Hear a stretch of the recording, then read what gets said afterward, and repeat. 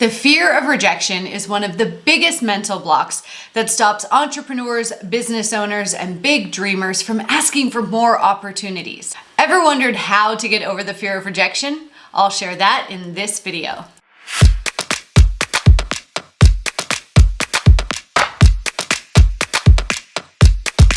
I'm Tiffany Toombs, a high-performance mindset coach that has worked with thousands of people across the world to overcome self-sabotage, fear, and self-doubt so that they can achieve more success faster. In this video, I'll share with you 3 steps that you can take to overcome the fear of rejection so that you can take more action. The first step to overcoming the fear of rejection is to figure out, where is this fear coming from? Oftentimes, it stems back to an event or a series of events from childhood or your teenage years that have you believing that rejection is something personal and that you won't be loved or you won't be safe if somebody rejects you moving forward.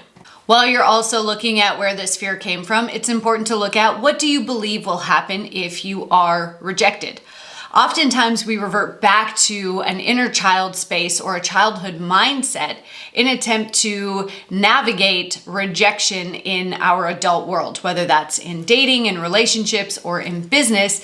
And that can cause us to play out old patterns that no longer serve us. So by identifying where this first came from, we can then start to reprogram the mind to let go of those old limiting beliefs and those old patterns.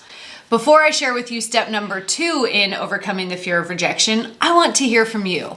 What opportunities have you missed out on because of your fear of rejection? Go to the comments below and let me know. The second step to overcoming the fear of rejection is to set a very clear intention for the interaction that's about to happen where you fear you may be rejected. For example, if you're doing a sales call, set the intention to serve the other person and give them the most amount of value that will help them start to solve their problems. If you are about to do a presentation for a business opportunity, again, set the intention to make it about them instead of making it about you.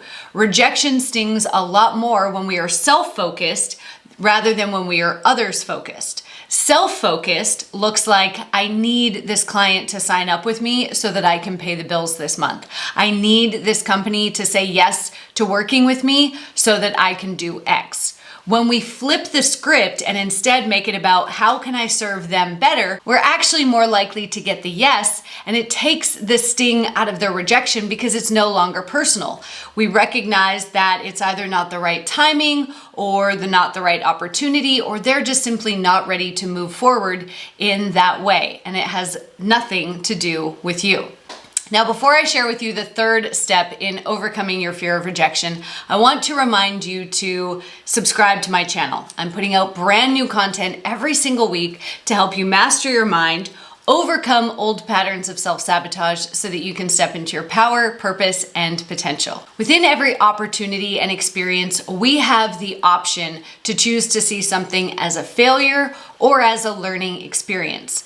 Whenever you do get a no or a quote-unquote rejection, you can choose, instead of seeing it as a failure or a rejection, to see it as a learning experience. I recommend that after every experience that you have, whether you got the yes or you got a no, to sit down and ask yourself, what did I do really well? And it's important that we highlight what we have done well so that we can continue to repeat those things and strengthen the things that we're already good at. The second question to ask yourself, and the wording here is important, is to ask yourself where you can improve in the future. There's a great book called 100 Days of Rejection. In that book, the author shares the experiences that he had as he sought out rejection over the space of 100 days. Now, the very first time that he asked somebody for something outrageous, I think he asked a stranger to borrow $100, he realized that the stranger actually asked him what the money was for. But he was so caught up in the rejection of the moment that he ran away without explaining why. So when we start to reflect on the circumstances where we did receive a rejection, we can start to learn how to improve our communication, how to improve our energy, how to improve how we show up to that circumstance to ensure that in future situations we're more likely to get a yes.